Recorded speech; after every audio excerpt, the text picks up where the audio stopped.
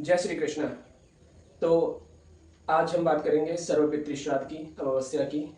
अमावस्या के दिन पितृ श्राद्ध जो किया जाता है, हमारे सभी पितरों के लिए विसर्जन भी किया जाता है। और वो कौन से उपाय हैं जिनको करने से पितरों को उत्तम गति की प्राप्ति होती है, और इस सर्वपितृ श्राद्ध के दिन कौन कौन सा उपाय किया जाता है कि जिससे हम अपने जीवन के दुष्प्रभावों को शुभ प्रभावों में बदल सकते हैं।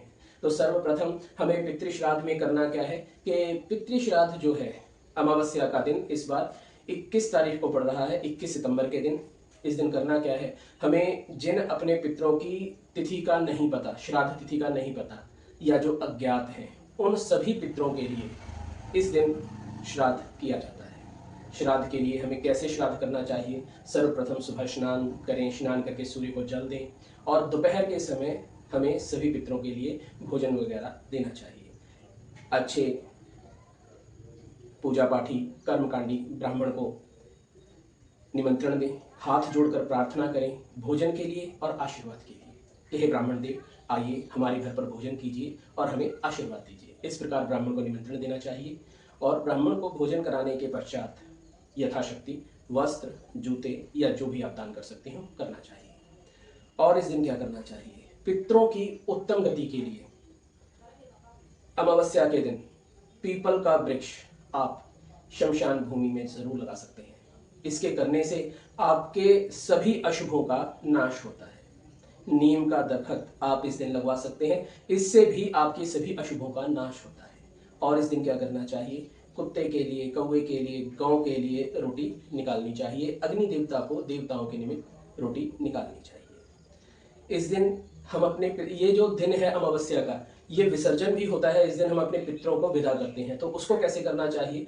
दोपहर विसर्जन किस प्रकार करना चाहिए कि दोपहर के समय ब्राह्मण को विदा करने के बाद आप कच्ची लस्सी बनाएं। कच्ची लस्सी को लेकर अपने घर के जो दोनों कौरे हैं उन पर कच्ची लस्सी डालिए। कहा जाता है कि 16 दिनों तक हमारे पितर हमारे दरवाजे पर खड़े रहते हैं, तो दरवाजे की चौखटों पर कच्ची लस्सी डालनी चाहिए और पितरों की उत्तम गति के लिए उनको विदा करना चाहिए कि हे पितृदेवता, हम पर आशीर्वाद बनाए रखें और पितृलोक को निवास करें।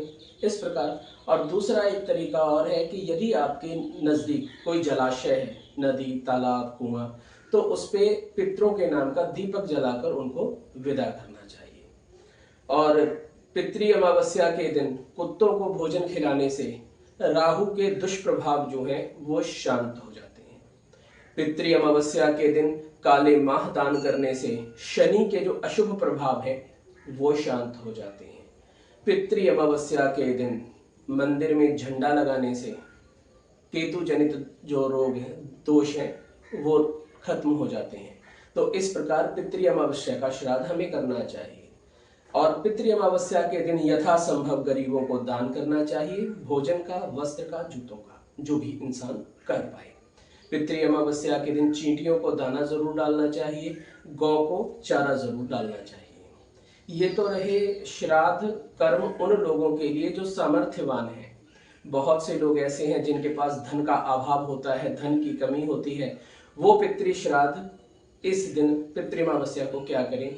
उनको कुछ नहीं करना है। सुबह नहाएं धोएं, सूर्य भगवान को जल दें और दोपहर के समय एकांत स्थान में खड़े होकर या पीपल के वृक्ष के समक्ष खड़े होकर अपने दोनों हाथों को ऐसे ऊपर उठाएं और प्रार्थना करें। बोले कि हे पितृदेव, मेरे पास धन का अभाव है, मेरी श्रद्धा ही मेरा श्राद्ध है, कि यानी मैं केवल आपको श्रद्धा ही अर्पित कर सकता हूं। मेरी श्रद्धा से दिए हुए श्राद्ध को ग्रहण करें और मुझ पर कृपा करें।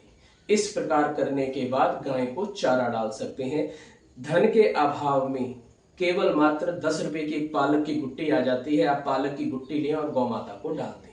इससे आपका श्राद्ध कर्म जो है वो पूर्ण हो जाएगा। इस प्रकार पितृ अमावस्या पे श्राद्ध करने से इंसान के मनवांछित फल जो है वो पूरे होते हैं और पितरों को पितृलोक की प्राप्ति होती है। जय श्री कृष्ण। राधे राधे।